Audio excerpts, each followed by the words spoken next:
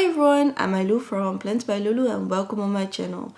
Today I'm going to show you my all-time favorite plants. If you haven't already, please hit the subscribe button and let's go.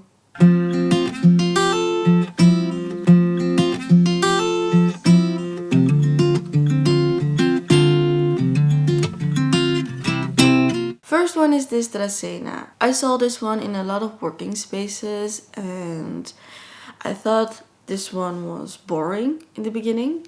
But there was a sale at a garden center I went to often, and these types of big plants, because he was around my height when I bought him. I am 1 meter and 53 centimeters, so he was already considered a big plant, and I decided, because it was 40% off, I feel brave and I want to rescue this plant, because normally there are 3 stems in the pot, one high, one middle, one low. Like, it's kind of the composition of how these plants are sold. So I decided, because there was only 1 stem left, the other 2 died. That's why it was a rescue plant.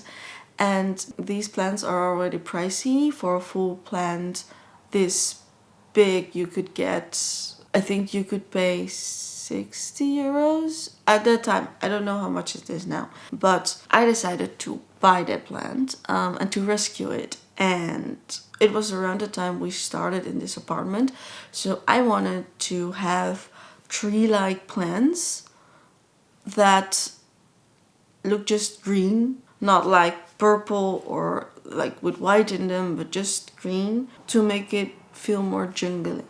So I bought that one and I really love the look of this plant. The next one is also a tree-like plant and it is a ficus. I think this is the Ficus benjamina, and I love this plant. I honestly do. I think you get the gist of why I love this plant, because it looks like a mini tree basically. The short version of it is I bought a plant which I thought it was this size on Facebook Marketplace. It turned out it was 4 times this size, so I took it with me in the car, brought it home, took a big cutting, like 1/4 of the plant, because that was going to fit and the rest not. And of course all his leaves fell off. I was just hoping he would grow new leaves, because my experience with the Ficus benjamina is if all leaves are lost, a lot of the times everything is going to like shrivel up and die, and it can be of root rot or like too compact of a soil, whatever. But that was my experience, so I never thought I would see this plant live, and I was so excited when the first leaves came through, because this was also in winter. So I was like on the fence about it, but I tried and he persevered and he looks so good now. He looks so good and I'm so happy.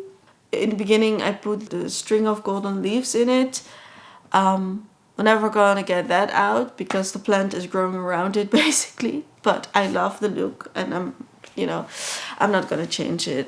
Then we're going on to my Hoyas. And although I'm a Hoya head and I'm such a fan of Hoyas and their beautiful leaves and their patterns, some I occasionally fell in love with and I fell out of love with it, and then it's kind of a love-hate relationship sometimes with some of them, not all of them. There is one that is always consistent, and that's my Hoya kadada. And this plant is one of my favorites of all time, and I'm never gonna get rid of this one.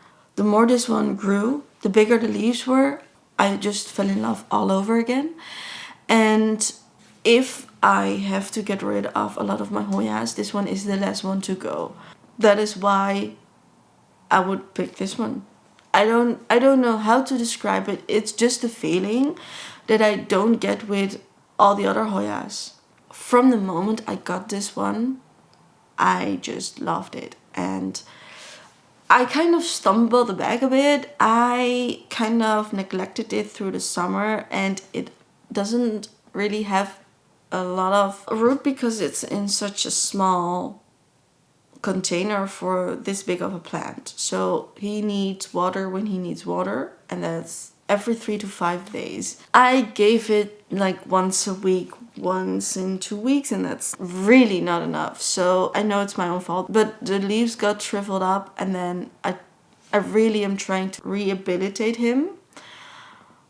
And I would say it's working because the leaves are slowly getting more sturdy. They're not there yet, but it's getting better. So I hope he will pull through. You know, sometimes this happens, but I'm really glad this Hoya is not that dramatic. Then on to the last 2 plants of my video, because we're discussing my all-time favorites. So I would say the plants that at least are my favorite for 3 or more years. Consistently. One is my Fenon Majestic, and from the moment I got this one, I just love it. Like the faint red on the back, the silvery blue sheen, almost kind of the velvety look of it. It's such a cool plant. From all the philodendron, one of the contenders was my philodendron atabapoense, because I also love that one. But if I have to choose between those two, and I don't want to, but if I have to choose between those two, it's gonna be the Fenon Majestic. The story with this one is I got it in a trade with somebody, and it kind of rotted, so I had to chop it up. Then it was like 2 sticks for a very long time with nothing on it, or like half a leaf on it. Then it kind of grew but got trips, so I decided to cut those leaves off, propagate it again.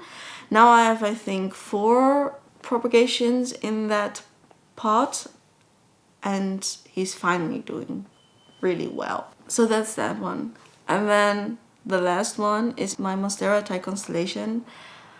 I think you know, guys, by now, because he has a lot of cameos on my channel, but also I've mentioned him a lot in my favorite videos, and that's because from the moment I got him, he has always been my favorite. It's my all-time favorite Monstera. I have not come across a Monstera I like this much. I think it's just because for me, such an easy plant, but such a staple piece. I just like that dynamic, easy to care for me at least, and a staple or like a great piece to show. So for now, those are my favorite plants of all time.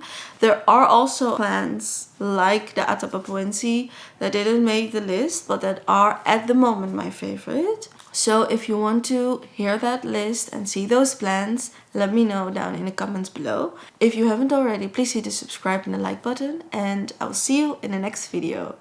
Doei!